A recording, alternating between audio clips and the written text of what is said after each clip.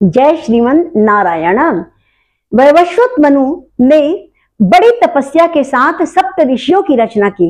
ये सप्त ऋषिगण अपनी तपस्या के दम पर समूचे ब्रह्मांड को संचालित करते हैं, ब्रह्मांड को स्थिर रखते हैं। यह कार्य उन्होंने सप्त ऋषियों को दिया एवं अपने पुत्रों के रूप में क्षत्रियों की रचना की है। क्षत्रियों अर्थात रक्षा करने वाले। उन्होंने अपने पुत्रों को ये कहा कि पीढ़ी दर पीढ़ी जो नियम बनाई जा रही है उस नियम व्यवस्था को आप पीढ़ी दर पीढ़ी ले जाएंगे और इस कार्य को बहुत ही नीतिपूर्ण एवं कठोरता से पालन करेंगे। इसके लिए उन्होंने वैदिक संस्कारों को आगे बढ़ाने के लिए कहा, वैदिक परंपरा के अनुसार चलने के लिए कहा, गौ माता की सेवा करने का नियम बनाया, ब्राह्मणों की साधु संतों की सेवा करने के लिए बताया, प्रजा की रक्षा करने के लिए नियम बनाया उन्होंने। और जो है गुरु परंपरा की जो गुरु एवं शिष्य की परंपरा है उसको भी आगे बढ़ाने के लिए कहा। यह परंपरा हमेशा चलनी चाहिए, ऐसा उन्होंने अपने पुत्र इक्ष्वाकु को कहा। इक्ष्वाकु ने इस नियम को बहुत ही कठोरता के साथ पालन किया। उन्होंने अपने बड़े पुत्र विकुक्षी को जब एक धर्म का उन्होंने जो है क्षति पहुंचाया तब उन्हें राज्य से भी बाहर कर दिया था। इसकी कथा हम श्रवण कर चुके हैं। इस प्रकार यह जो परंपरा है पीढ़ी दर पीढ़ी चलती रही, यहाँ तक कि आपने राम के आते तक भी आपने देखा होगा इन परंपराओं को श्री राम ने भी पालन किया है। उनके पुत्र लव कुश और उसके बाद भी इतनी बड़ी परंपरा चली, उन सब ने इन नियमों का पालन किया है। आज भी जो राजस्थान में क्षत्रिय हैं वो क्षत्रिय आज भी इन परंपराओं पर चलते हैं, आज भी इन नियमों को पालन करते हैं। यह जो है आज भी दृश्यमान है। इक्ष्वाकु ने विकुक्षी को जो दिया था, उन विकुक्षी जिसको शशाद नाम पड़ा, उन शशाद के वंश में योनाश्व का जन्म होता है। योनाश्व जो है जब राजा बनते हैं और जब उनका विवाह होता है तब उन्हें कोई भी प्रकार के पुत्र रत्न की प्राप्ति नहीं होती। इस पर उन्होंने ऋषियों को बुलाया, ब्राह्मणों को बुलाया और उन्होंने अपनी बात को रखा कि हे ऋषियों, मेरे यहाँ तो कोई पुत्र नहीं हो रहा है, कृपया करके आप इसके लिए सहायता करें, यज्ञ करें। तब ऋषियों ने क्या किया, गर्भ वृद्धि नामक जो है यज्ञ करवाते हैं। जब यज्ञ संपन्न होता है तब उसमें जो जल होता है जिसको वो अब अभिमंत्रित करके रखे हुए रहते हैं गर्भ वृद्धि के लिए, उस जल को वहीं पर रख देते हैं और ऋषिगण थोड़े देर के लिए विश्राम करने लगे। राजा भी थोड़ी देर के लिए विश्राम करने लगते हैं और जैसे ही राजा उठते हैं तब उनको प्यास लगती है और उन्होंने किसी से बिना सलाह बिना पूछे भगवान की दैव की कृपा से उस जल को स्वयं पी लेते हैं। जब योनाश ने उस कलश में रखी हुई जल को पी लिया है तो तब ऋषि इसको देख करके सब ऋषिगण हैरान हो गए और घबरा जाते हैं और घबरा करके भगवान को पुकारने लगे, हे भगवान, हमने तो इसको रानी के लिए बनाया था, लेकिन राजा ने बिना हमसे पूछे बिना सलाह लिए स्वयं से ग्रहण कर लिया। ऐसा कह करके वो घबरा जाते हैं। तब जाके भगवान की आकाशवाणी हुई कि हे ऋषियों, इन्होंने मेरे मन के मुताबिक काम किया है, मैंने इनके मन को मैंने संचालित किया है। ऐसा श्री हरि नारायण ने कहा। उनकी आवाज आई, ऋषिगण शांत हो जाते हैं, अपने अपने घर चले गए। कुछ दिन बाद क्या होता है, स्वयं युवनाश्व राजा गर्भवती हो जाते हैं, अर्थात उनके गर्भ में बच्चा पलने लगता है। जब वह बच्चा पलने लगा, स्वयं नारायण की कृपा से वो गर्भ में पलते हैं और जब बाहर भी आते हैं तब उसे किसी माता का स्तनपान करने को नहीं मिलता है, क्योंकि योनाश तो राजा थे। तब भगवान नारायण ने अपने जो है अमृत तत्व से उनको पालन पोषण करते हैं। जब स्वयं नारायण अपने अमृत तत्व से पालन पोषण करते हैं तब वो इतने महान शक्तिशाली, महान पराक्रमी और तेजस्वी राजा हुए कि तीनों लोक को जीतने वाले राजा बने। तीनों लोक के विजेता होने के कारण स्वयं इंद्र के आसन को जीत लेते हैं। यहाँ तक कि समस्त देवता उनकी जो है उनको नमन करते हैं, प्रणाम करते हैं, उनका सम्मान करने लगे। इतने ज्यादा महान एवं धर्मात्मा राजा मंधाता होते हैं। मांधाता ऋषि के वंशज में मुचकुंद नाम के राजा हुए। मुचकुंद की कथा को आप सब ने श्रवण किया होगा। जब काल यवन आक्रमण करता है तब द्वारिकापुरी को बचाने के लिए भगवान कृष्ण आगे दौड़ लगा देते हैं। वहां पर श्री कृष्ण जो है रणछोड़ कहलाए हैं। वहां से भगवान कृष्ण उनसे रण अर्थात युद्ध नहीं करते, वहां से आगे आगे भागने लग जाते हैं और भागते हुए वो एक गुफा में चले गए। भगवान का ऐसा करना किसी उद्देश्य के लिए था। भगवान वहां से दौड़ते हुए एक गुफा में प्रवेश करते हैं, काल यवन भी पीछे पीछे आता है और कृष्ण के पीछे पीछे गुफा में प्रवेश कर जाता है। वहां पर मुचकुंद ऋषि शयन कर रहे थे। जो भगवान कृष्ण है उन्होंने अपने पट को उतारा है, जो अपने कांधे में रखते हैं, उस पट वस्त्र को उतारा और मुचकुंद ऋषि को सुला देते हैं।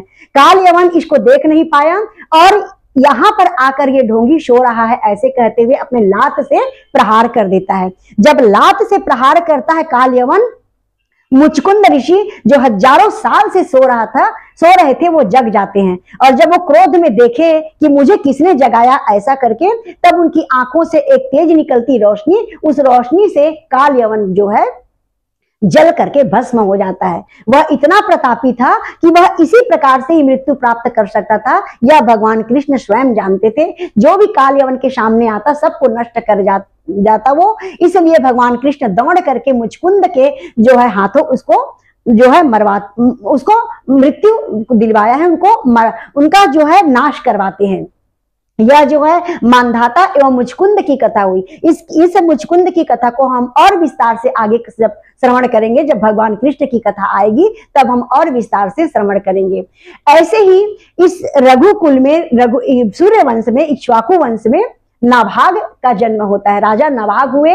ये जो है अंशुमान के जो है वंश में जन्म लेते हैं। अंशुमान के वंश में जन्म लेते हैं नाभाग ऋषि। नाभाग जब जन्म लेते हैं तब वो थोड़े बड़े हुए बाल्यकाल में, तब गुरु परंपरा में गुरु के पास चले जाते हैं शिक्षा ग्रहण करने के लिए। जब वो शिक्षा ग्रहण करके आते हैं, उससे पहले क्या हुआ, उनके जो जितने अन्य भाई थे उन भाइयों ने सारे राज्य का बंटवारा कर लिया। जब नाभाग शिक्षा लेकर के आते हैं तब उन्होंने पूछा कि भाइयों बताओ मेरा राजपाट कौन सा है। तब भाइयों ने कहा तुम्हारे लिए तो पिताजी हैं और उनके पास जो संपत्ति है वो तुम्हारी है, ऐसा बड़े भाइयों ने कह दिया। इस पर नाभाग ने हाथ जोड़ करके कहा कि ठीक है यही मेरा हिस्सा है। ऐसा कह करके पिताजी के पास चले गए और पिताजी के पास जाकर बोलते हैं कि पिताजी आप मेरे हिस्सा में हो और आपके पास जो भी संपत्ति है वह मेरी है, ऐसा भाइयों ने कहा है। इस पर पिताजी ने कहा कि हे पुत्र, मेरे पास तो कोई विशेष संपत्ति नहीं है, लेकिन मैं एक ऐसा उपाय बताऊंगा जिससे तुम अपने भाइयों से भी और अन्य राजाओं से भी बहुत आगे हो जाओगे। परंतु इसके लिए तुम्हें नम्रता बरतनी होगी और वाक पटुता में स्थिर रहना पड़ेगा। आपको बोलने की कला आनी चाहिए और दिल जीतने की कला आनी चाहिए, ऐसा उन्होंने कहा। बहुत ही धीरज के साथ, बहुत ही धैर्य के साथ, बहुत ही सरलता के साथ आपको कदम को बढ़ाना है, ऐसा उन्होंने कहा। और अपने पुत्र को बताया कि पूर्व काल में अंगिरस नामक ऋषियों ने यज्ञ आरंभ किया है, परंतु उस यज्ञ में वो त्रुटि कर जाते हैं, दोष कर जाते हैं, इसलिए सफलता को प्राप्त नहीं कर रहे हैं। हे पुत्र तुम जाओ, तुम तो पूर्ण ज्ञान प्राप्त करके आ गए हो, जा करके उनके यज्ञ को पूर्ण करवाओ, लेकिन पहले उनकी दिल को जीतना, ऐसा उन्होंने कहा। क्योंकि दिल जीतोगे तभी वो कार्य देंगे, क्योंकि वो अग्नि से उत्पन्न अंगिरस हैं, वो क्रोधी होते हैं। पहले उनके दिल को जीतना, ऐसा उन्होंने समझाया। इस पर अपने पिता को प्रणाम करके नाभाग ऋषि जो है अंगिरस ऋषियों के पास चले जाते हैं, जहां यज्ञ के लिए बार बार वो लोग प्रयास कर रहे थे, उनके पास पहुंच जाते हैं। सब ऋषियों को उन्होंने प्रणाम किया है, दंडवत किया है और इस प्रकार से बड़े प्रेम से उनसे घुल मिल जाते हैं। अपनी वचन करने लगते हैं कि मैं तो अभी गुरुकुल से दीक्षा लेकर के आ रहा हूं, आप सबसे छोटा हूं, मैं आप सबसे कुछ सीखने आया हूं। इस प्रकार से नाना प्रकार के मीठे वचन बोलते हुए उनके दिल में स्थान बना लेते हैं।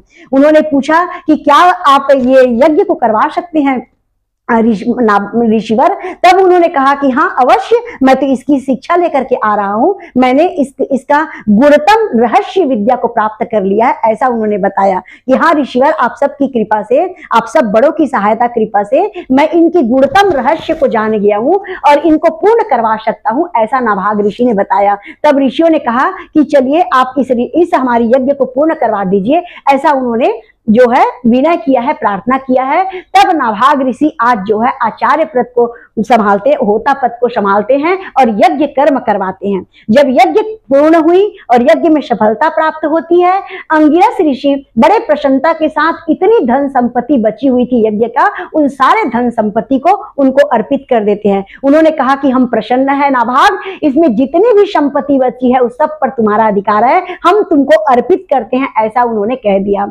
इतनी अथाह संपत्ति थी, उन संपत्तियों को जो है नाभाग एकत्रित करने लगते हैं। उस समय क्या होता है, एक विकराल काले पुरुष प्रकट होते हैं, जो तेजोमय थे, दैदीप्यमान पुरुष प्रकट होते हैं और उन्होंने कहा कि हे नाभाग, ये जो धनराशि बची है वो मेरी है, क्योंकि इसको यह यज्ञ जो चल रहा था वह रुद्र का यज्ञ था, इसलिए इस संपत्ति पर मेरा अधिकार है, ऐसा उन्होंने कहा। तब नाभाग ने हाथ जोड़कर कहा, प्रभु मैंने बहुत ही नीति के साथ यज्ञ को पूर्ण करवाया है, नीति के साथ यज्ञ पूर्ण करवाया है, इसलिए नीति के साथ इन्होंने जो है दक्षिणा के रूप में इन ब्राह्मणों ने मुझे अर्पित किया है, इसलिए नियम के अनुसार तो यह धनराशि मेरी है, ऐसा उन्होंने कहा। तब जो है भोलेनाथ स्वयं शिव भगवान थे, वो प्रकट होकर बोलते हैं कि पुत्र मैं तुम्हारी परीक्षा ले रहा था, तुम तो महान धर्मात्मा हो और ज्ञानी हो, यह सारा धन संपत्ति तुम्हारा है, ऐसा उन्होंने कहा। और ये भी कहते हैं कि जाओ पुत्र, तुम्हारे वंश में ऐसा पुत्र होगा जो तुम्हारे नाम को और जो है महान बनाएगा, रोशन करेगा, तुम्हारे कुल खानदान को जो है सदियों तक अमर बना देगा, ऐसा पुत्र होगा। जाओ, विष्णु का भक्त पुत्र होगा जो तुम्हारे नाम को रोशन करेगा, तुम्हारे कुल परिवार को रोशन करेगा, ऐसा उन्होंने कहा।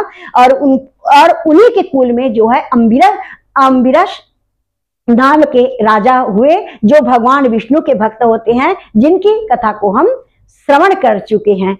जो है दुर्वासा मुनि ने उनको जो है दुर्वासा मुनि उनका स्वयं प्रचार प्रसार करते हैं। उस अंबिरस राजा की कथा को हम श्रवण कर चुके हैं। प्रेम से बोलिए जय श्रीमन नारायण। यह है इक्ष्वाकु वंशी सूर्यवंश की कथा, जिसमें महान से महान जो है राजा जन्म लिए और उन्होंने धर्म की रक्षा की और जो है अपने कुल परिवार में जो बनाए हुए नियम थे उसको पीढ़ी दर पीढ़ी आगे ले जाते हैं। और वह परंपरा आज भी राजस्थान के राजाओं में देखने को मिलती है।